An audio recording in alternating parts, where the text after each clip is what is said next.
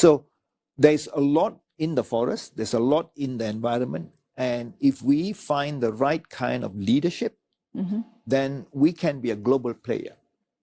Just go to America or Canada or Europe and say, this is from the oldest rainforest in the world, and you've already won the battle, right? What we need now is the science behind it, is the compliance and regulation behind it. We can be a serious player. That's right. Moving along from there, Dr. Rajan, what are the loopholes through which illegal supplements, which we briefly referenced to, become available on the market themselves? What is the steps and the process itself, and how do we actually look at regulatory frameworks which can help to reduce their presence? I think for a start, consumers are the ultimate regulators. Sure. If you choose to buy a cheap supplement online or off the shelf or then you are already putting yourself in a difficult category, right? But if you go into a pharmacy where you know the pharmacist will never stock an unregistered product, he will never stock an illegally imported product. It's bought on the shelf, right? It's got a proper receipt. You've got a protection there. So then the consumer... A guarantee. Yes. Yeah, a guarantee. A guarantee of quality, a guarantee of support, a guarantee of professional backing, right? And you can always go to the pharmacist and say, look, can you help me with this? Would this interact with that? Correct. And they're always on hand, of course. In fact, almost shadowing you as you go through, asking, do you need assistance? So if you buy something in an unregulated source or online or whatever, then you don't have the knowledge or the potential to ask the pharmacist, look, I'm on this drug. Can this supplement work better, or will it interact? Right? Sure. So the customer becomes the ultimate regulator by asking the right questions, asking the right people, and buying the product in the right sources, right? Now, leave that to that. Then we have obviously got the government itself that plays a role in this. The Ministry of Health of Malaysia, the National Pharmaceutical Research Registration Organization, NPRA.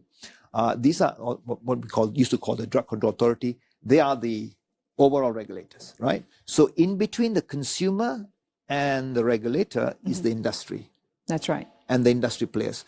And we, MATSA, wants to take a bigger role in working with the regulators, working with the industry players to make sure that consumers are getting properly regulated, authorized products. Right. And speaking of the fact that you just mentioned cheap/affordable supplements versus those which may be a little higher on the price range, let's speak about the discriminatory taxation policy there is on supplements compared to medicines, drugs. And I think anyone who does consume these regularly as part of their regime are quite aware of the pretty significant price differences between brands. Tell us a little bit more about this, Dr. Rajan. Yeah. So one is the idea of a tax. So our supplements or the raw materials now invite a tax, and that is a consumer burden, unlike drugs that don't have a tax. So we would like to start the dialogue with the government to see how this taxation can be, because, if we become expensive because our taxes are high, then imported products that you take online become cheaper and cheaper, becoming more attractive to consumers to do that, right? So that's one.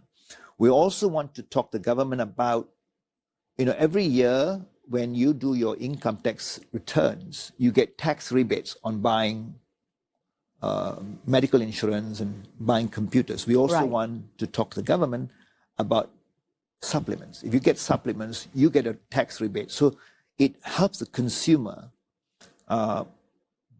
reduce their burden, the tax burden, but then will also force the consumer to look at products bought, properly approved, properly authorized, and it'll drive that narrative that follow the regulations, you are protected not just health-wise, but also financially.